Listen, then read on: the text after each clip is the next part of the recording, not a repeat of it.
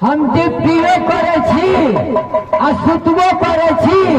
आ चौक पर जाकर सतुओ पिए छी। हाँ ये वो काम करे ना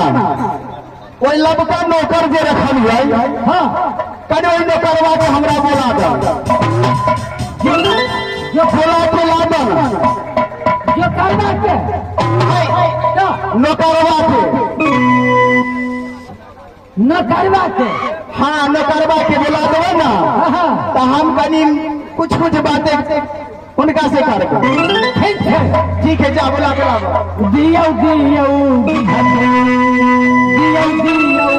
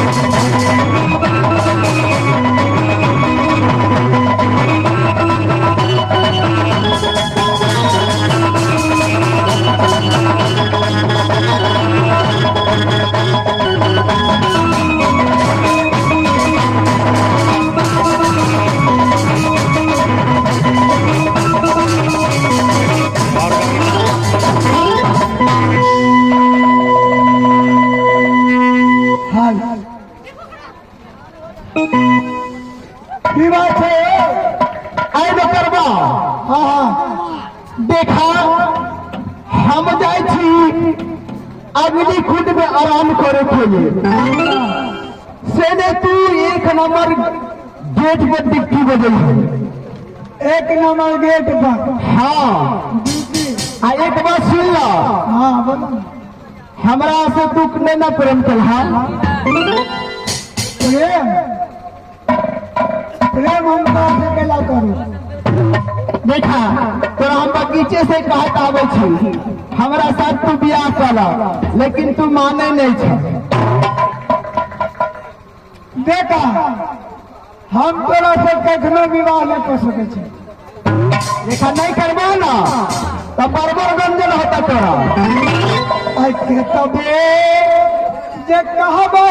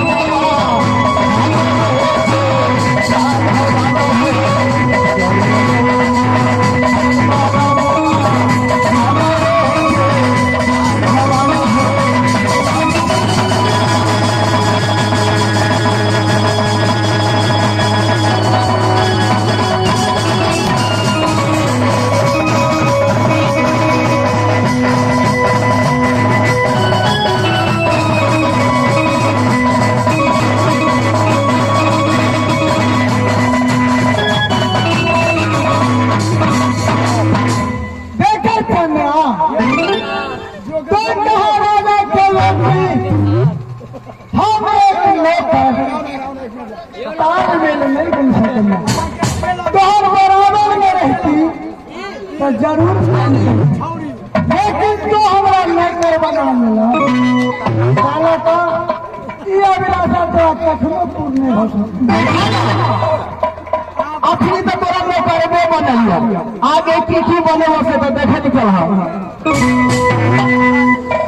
ठीक है। अब यहाँ से हम कोन काम करे छी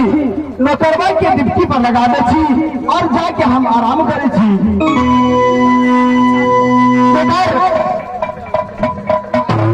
यहाँ पर खड़ा रहा एगो बात कान खोल के सुन लो। हम जाए छी आराम करे के लिए समझ लो। आई घर में हाँ कोई नहीं आवे के चाहिए ठीक है। हमारा तक नहीं आवे के चाहिए या गेट पर तो हमारा दिया रोक के रखिए कोई नहीं देगा करो। हाँ भाई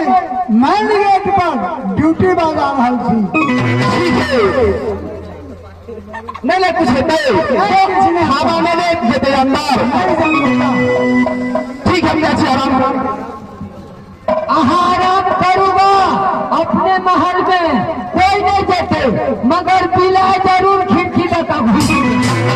देखा जी अगर बिलाई चल देते तो बुझे हमारे बाबूजी ब्रह्म की कसाई से बिलाई के की करते हम अगर बाबूजी के कही देवे अगर बाबूजी के मालूम पड़ देते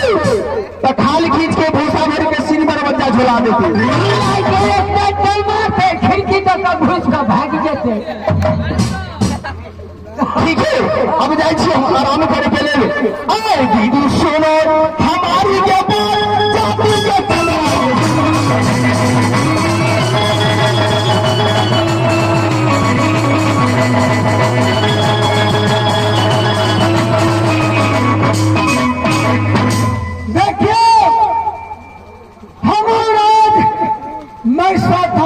के राजा लेकिन विधाता भाग्य में की लिख करके ये माता दुर्गा के वचन के पालन करे लिए हम एक मामूली नौकर के व्यवहार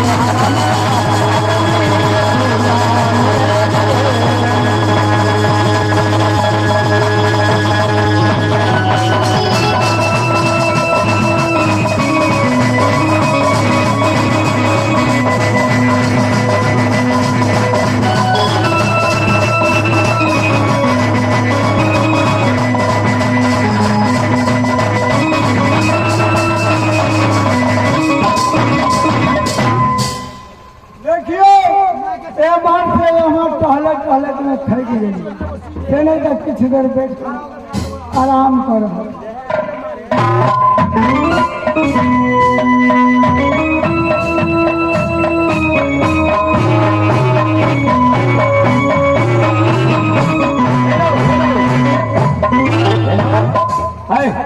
आप कुर्सी पर बैठो कौन पर खाना खा लिए में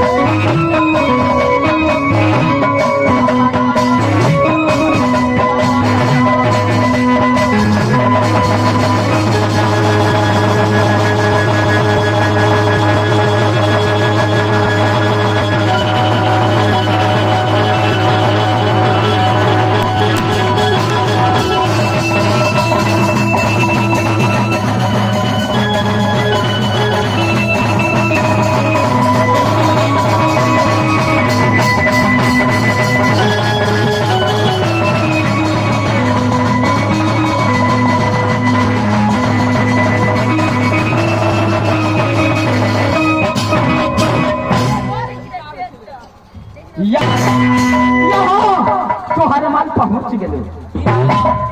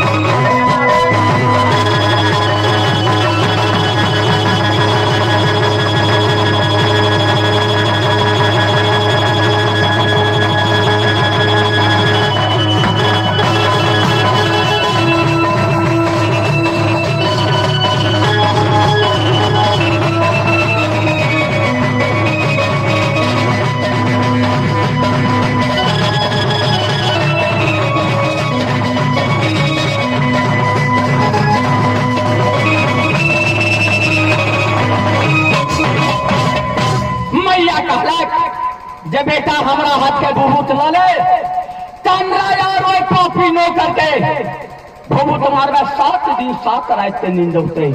जना जना मन है तो तेना तेना तू खोलिए लेकिन ओई सलहेज के बान चढ़ा दिए कोई जगह से हानि हानि यही पाना जो बात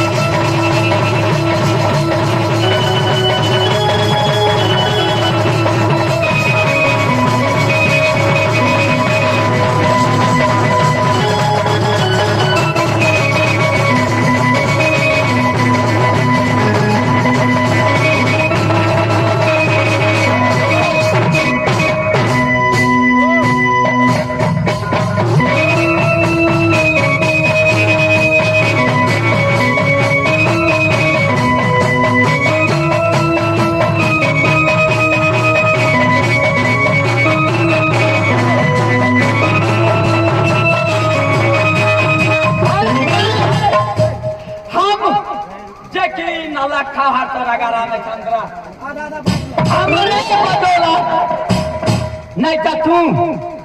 हार नहीं गला में पेश सके चले ठीक हो आई बेर तोरा कोई नहीं बचा सके हो कोहरा तोरा महल में पहुंचल जे के कपड़ा उतार का कन्हा पर उठेवो लौट जेवो मोकमा